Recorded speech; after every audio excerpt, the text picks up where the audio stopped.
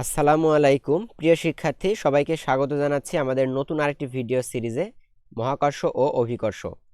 এই সিরিজে আমরা মহাকর্ষ অভিকর্ষ চ্যাপ্টারে তোমাদের যত ধরনের কনফিউশন আছে সেই প্রবলেমগুলো সলভ করানোর চেষ্টা করব, একদম বেসিক থেকে শুরু করে অ্যাডভান্স লেভেল পর্যন্ত। তো এই প্লেলিস্টের আজকের প্রথম লেকচার, অর্থাৎ আমাদের লেকচার নাম্বার 1। তো এই লেকচারে আমরা মূলত নিউটনের মহাকর্ষ সূত্র এবং এখান থেকে বেশ কিছু কনসেপ্ট আছে এইগুলো দেখার চেষ্টা করব, ঠিক আছে? তো আশা করি তোমরা যারা একাডেমিতে আসো, ফার্স্ট ইয়ার, সেকেন্ড ইয়ার কিংবা সামনে অ্যাডমিশন দিবে, তোমাদের প্রত্যেকের বেসিক ক্লিয়ার করার একটা খুবই নির্ভরযোগ্য প্লেলিস্ট হতে চলে যাচ্ছে এইটি, ঠিক আছে? তো প্রথমে আমাদের যে জিনিসটা দেখতে হবে সেটা হচ্ছে পরন্ত বস্তু রিলেটেড আমাদের বেশ কিছু কনসেপ্ট আছে। এটা হচ্ছে গ্যালিলিও কিছু সূত্র প্রদান করছে পরন্ত বস্তু সংক্রান্ত, এগুলো একটু দেখার চেষ্টা করব ফার্স্ট, অর্থাৎ পরন্ত বস্তুর গ্যালিলিওর সূত্রাবলী। তো গ্যালিলিওর সূত্রাবলীর ক্ষেত্রে আমাদের কিছু লিমিটেশন আছে, যেমন লিমিটেশনগুলো আমি যদি তোমাদের দেখাই, খুবই পরিচিত লিমিটেশন এগুলা।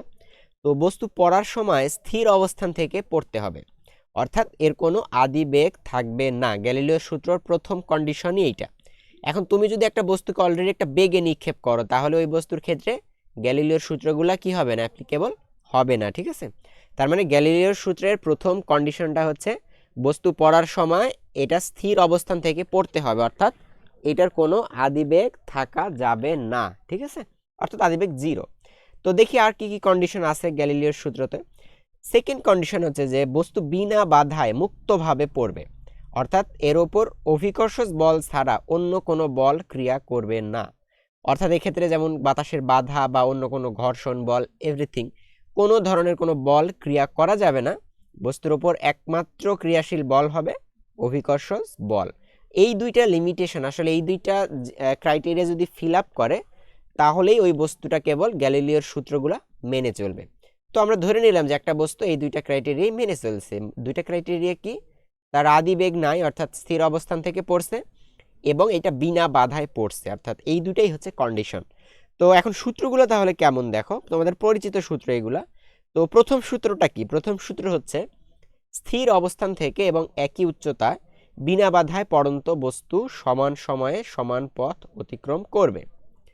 এখন তুমি যদি এখান থেকে একটা বস্তু ফেলো, এটা মনে করো যে অনেক বড় একটা বস্তু, এই বস্তুটা তুমি এখান থেকে ফেললে, এই বস্তুটা একটা নির্দিষ্ট সময়ে যতটুকু নিচে নেমে আসবে। এখন আমি যদি একটা ছোট্ট বস্তুও ফেলি, এই বস্তুটাও কি হবে, এখান থেকে সেম হাইটে নেমে আসবে।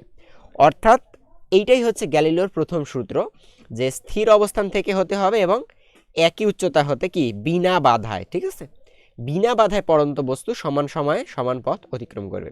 অর্থাৎ একটা ভারী বস্তুও তুমি যদি ফেলো এবং একটা যদি হালকা বস্তুও ফেলো, গ্যালিলিওর সূত্রের মতে কি এই দুইটা বস্তুই একই সাথে ভূমিতে হিট করবে।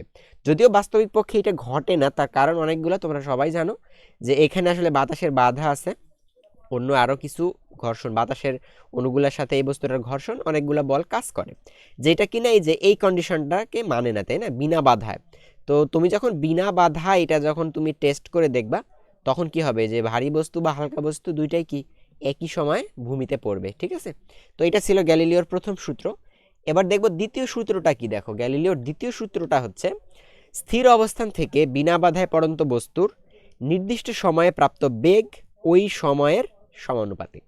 অর্থাৎ একটা বস্তুকে তুমি যখন ফেলে দিবে, তখন সেটা টি সময় পরে, মনে করো নির্দিষ্ট একটা বেগ প্রাপ্ত হবে, যে টি সময় পরে বেগ প্রাপ্ত হয়েছে কত, আমি মনে করলাম ভি। তার মানে এই যে এই সময় যদি অনেক বেশি হয়, মনে করো আমি 2 সেকেন্ড পরে বেগ দেখতে চাচ্ছি, যে 2 সেকেন্ড পরের বেগ যা হবে, 4 সেকেন্ড পরে নিশ্চয়ই বেগ আর ওইটা থাকবে না, বেগ কি হয়ে যাবে, আগের চেয়ে বেশি হবে। একইভাবে 6 সেকেন্ড পরে কি হবে, বেগ আরও বেশি হবে, ঠিক আছে? তার মানে টাইম যত বাড়বে বেগও তত কি হবে, বাড়বে। অর্থাৎ এখানে বলা যাবে কি, এই যে যে বেগটা আমাদের ভি ইজ প্রপোর্শনাল টি, অর্থাৎ বেগটা টাইমের সমানুপাতিক, মানে টাইম যত বাড়বে আমাদের ওই বস্তুটার বেগও কি হবে, তত বৃদ্ধি পাবে, ঠিক আছে? এখন এখান থেকে যদি তোমরা প্রপোর্শনাল চিহ্ন যদি উঠাই দাও, তাহলে কেমন হবে, যে ভি ইকুয়াল টু একটা কনস্ট্যান্ট আসবে, অর্থাৎ কোন একটা কনস্ট্যান্ট আমি নাম দিচ্ছি কে ইন্টু টি। তো আমি যদি টিটাকে নিচে নিয়ে আসি, তাহলে দেখতে কেমন হবে, যে V by T equal to একটা কনস্ট্যান্ট বা একটা ধ্রুবক, ঠিক আছে না? এখন যদি আমি এগুলো অনেকগুলো ডাটা নেই, যে একটা মনে করো বললাম টি1 সময় পরে যে বেগ পাবে সেটা মনে করো ভি1, টি2 সময় পরে যে বেগ পাবে সেটা ভি2, একইভাবে টি3 সময় পরে যে বেগ পাবে সেটা মনে করো আমি যদি বললাম ভি3, তাহলে এই সবগুলোকে একসাথে কম্বাইন করে লেখা যাবে কি, এইটাই লেখা যাবে যে v1/t1 equal to v2/t2 equal to এরকম করতে করতে কি লাস্ট পর্যন্ত একবারে vn/tn, ঠিক আছে না? এটা কিন্তু লিখাই যাবে যে আমাদের গ্যালিলিওর দ্বিতীয় সূত্র থেকে, ঠিক আছে? এখন এখান থেকে তোমাদের পরীক্ষা আসে অনেক সময় যে v1/t1 ইকুয়াল টু v2/t2, এই সূত্রটা ইউজ করে আমাদের অনেক সময় দেখা যাচ্ছে কিছু প্রবলেম সলভ করা লাগতে পারে। ওকে, তো এবার দেখি যে তৃতীয় সূত্রটা কি। তাহলে গ্যালিলিওর তৃতীয় সূত্রে যেটা বিবৃতি সেটা বলা হচ্ছে যে স্থির অবস্থান থেকে বিনা বাধায় পড়ন্ত বস্তু নির্দিষ্ট সময়ে যে দূরত্ব অতিক্রম করে, এবার কি দূরত্ব, নির্দিষ্ট সময়ে যে দূরত্ব অতিক্রম করে তা ওই সময়ের বর্গের সমানুপাতিক। তাহলে এখানে কন্ডিশনটা কি, দূরত্ব, অর্থাৎ এই যে এইচ বা কতটুকু দূরত্ব কভার করলো, মনে করেন আমি বললাম এইচ দূরত্ব কভার করলো, তার মানে এইচ ইজ প্রপোর্শনাল ওই সময়ের বর্গের সমানুপাতিক, অর্থাৎ এখানে কি হবে, H is proportional T square.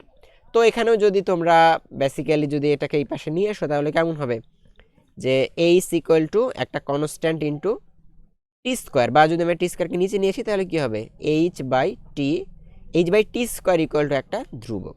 তো এখানেও যদি আমি এখন অনেকগুলা সময় নেই বা অনেকগুলো সময়ের রেসপেক্টে অনেকগুলো দূরত্ব নেই, তাহলে এখানে এটা থেকেও কম্বাইন করে লেখা যাবে কত, h1/t1 square equal two h2/t2 square equal two, যদি আরও দূরত্ব থাকে বা আরও সময় থাকে তাহলে সবগুলো equal to hn divided by tn whole square, ঠিক আছে না? অর্থাৎ গ্যালিলিওর তৃতীয় সূত্র থেকে এই ফর্মুলাগুলো ইউজ করে আমরা কিছু প্রবলেম সলভ করতে পারি। তো এইটাই ছিল মোটামুটি গ্যালিলিওর সূত্রের বিবৃতি। আমাদের 3টা সূত্র ছিল গ্যালিলিওর। তো তোমাদের পরীক্ষার জন্য খুবই গুরুত্বপূর্ণ এইগুলো, বিশেষ করে এই যে এই সূত্রগুলোর যে বিবৃতি, যেটাই মানে mathematical expression H is proportional T square. একইভাবে দ্বিতীয় সূত্রের ম্যাথমেটিক্যাল এক্সপ্রেশনটা কি দেখো, দ্বিতীয় সূত্রের ম্যাথমেটিক্যাল এক্সপ্রেশনটা এই যে ভি ইজ প্রপোর্শনাল টি, ঠিক আছে? তো এইগুলো তোমাদের তো আশা করি বুঝতে পারছো। এবার আমরা দেখব মহাকর্ষ, গুরুত্বপূর্ণ যে টপিকটা, স্পেশালি এই টপিক, এই চ্যাপ্টারটার নামকরণই করা হয়েছে মহাকর্ষ অভিকর্ষ।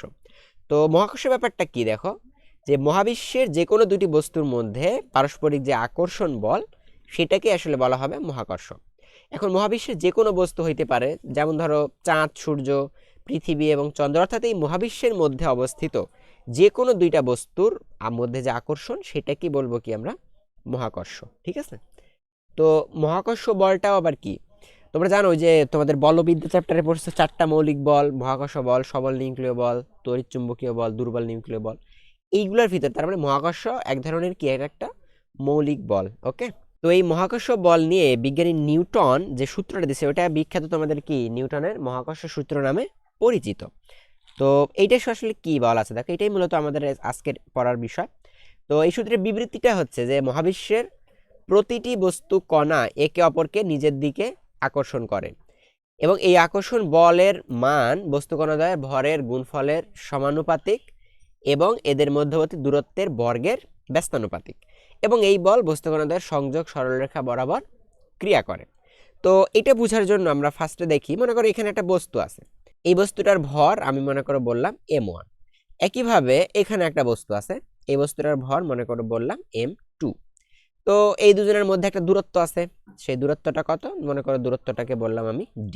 ওকে, তো নিউটনের মহাকর্ষ সূত্র অনুসারে এই দুইটা বস্তুর মধ্যবর্তী যে আকর্ষণ বল সেটা মনে করো আমি বললাম Fg, ঠিক আছে, বা গ্র্যাভিটেশনাল ফোর্স বা মহাকর্ষ বল। তো এই মহাকর্ষ বলটা যে এই Fg ইজ প্রপোর্শনাল এদের দুজনের ভরের গুণফল, তাহলে ভরের গুণফল বলতে কি, m1 মাল্টিপ্লাইড বাই m2, এই দুজনের ভরের গুণফলের সমানুপাতিক। এটা মনে করো একটা এক্সপ্রেশন দিয়ে আমি রাখলাম। একইভাবে এই মহাকর্ষ বলটা আবার কার সমানুপাতিক হবে, এদের মধ্যবর্তী যে দূরত্ব সেই দূরত্বের বর্গের ব্যস্তানুপাতিক, অর্থাৎ 1/d স্কোয়ার। এটা মনে করো 2 নং ইকুয়েশন। এবার এই দুটি ইকুয়েশনকে যদি আমি একসাথে কম্বাইন করতে পারতাম তাহলে আমি লিখতে পারতাম কত, যে Fg is proportional m1 m2 divided by d square. এখন প্রপোর্শনাল চিহ্ন উঠাই দিলে একটা ধ্রুবক আসে, তোমাদের সবার জানা আছে। সো এই ধ্রুবকটারই নাম হচ্ছে বিশ্বজনীন মহাকর্ষ ধ্রুবক। তো এখান থেকে পরবর্তী আমি এখানে লিখি যে Fg ইকুয়াল টু, এই প্রপোর্শনাল চিহ্ন যদি তুলে দাও তাহলে ইকুয়াল আসবে এবং এখানে একটা ধ্রুবক আসবে। তো আমি আগে m1 m2 লিখে নিই যে m1 m2 divided by d square. তো এই ধ্রুবকটার নাম বলা হচ্ছে যে বিশ্বজনীন মহাকর্ষ ধ্রুবক, বা এটাকে প্রকাশ করা হচ্ছে জি দ্বারা। ওকে, এই জি নিয়ে পরবর্তীতে তোমাদের জি এর মাত্রা কত, জি এর ইউনিট কত, এগুলা বেশ কিছু প্রশ্ন তোমাদের পরীক্ষায় আসে অনেক সময় এমসিকিউতে।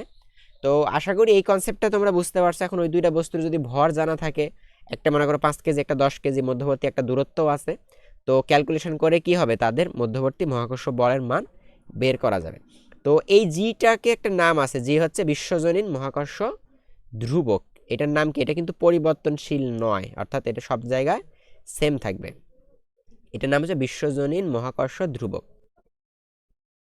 তো এই জি এর ভ্যালু আছে, আমি পরের স্লাইডে নিয়ে গিয়ে তোমাদেরকে জি এর ভ্যালুগুলো দেখাই। তো এই পর্যন্ত আশা করি তোমরা সবাই বুঝতে পারছো। আমি একটু পরের স্লাইডে যাই। পরের স্লাইডে দেখো আমাদের যে সূত্রটা পাইলাম কত, যে F G equal to G M one M two divided by D square, যেখানে এম ওয়ান এম টু হচ্ছে বস্তু দুইটার ভর এবং ডি তাদের মধ্যবর্তী দূরত্ব। তো এইখানে যে জিটা দেখতেছো, এই জি এর মাত্রা বা জি এর ইউনিট কি হবে, এটা নিয়ে একটু কথাবার্তা বলি।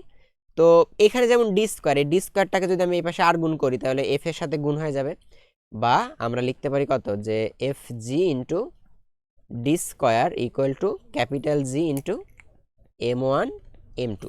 তো আমরা যদি এই জিটাকে শুধু সেপারেট করতে যাই, তাহলে এম ওয়ান এম টুটা কী হবে, এটা নিচে চলে আসবে, বা পরের লাইনে আমরা যদি জি সেপারেট করি, so G equal to F D square divided by M one M two. এখন যদি তোমাদেরকে আমি জি এর মাত্রা বা ইউনিট যদি বের করতে বলি, তোমরা অনায়াসে বের করতে পারবা। তো জি এর ইউনিট ফার্স্টে বের করি, যে একক কি হবে জি এর একক বের করাটা কিন্তু খুবই সিম্পল। কিভাবে দেখো, আমরা মনে করো জি এর একক বের করবো। সো এখানে দেখো তো উপরে আছে কি এফ, সো এফটা কি বলের একক কি নিউটন, তার মানে আমরা লিখে দিচ্ছি নিউটন ইন্টু ডি মানে বুঝাচ্ছে দূরত্ব, আর দূরত্বের একক সবাই জানি আমরা মিটার, তার মানে newton metre square divided by M one into M two, মানে এম ওয়ানটাও হচ্ছে এক ধরনের ভর, এম টুটাও ভর, তার মানে ভর ইন্টু ভর মানে কি হবে, কেজি স্কোয়ার। ঠিক আছে, সো অনায়াসে দেখো জি এর ইউনিট কি পাওয়া যাচ্ছে, newton metre square per KG square. ঠিক আছে, আমি যদি এটা উপরে তুলি কি হবে, পার কেজি স্কোয়ার। তো এটাই হবে কি তোমাদের বিশ্বজনীন মহাকর্ষ ধ্রুবক জি এর একক।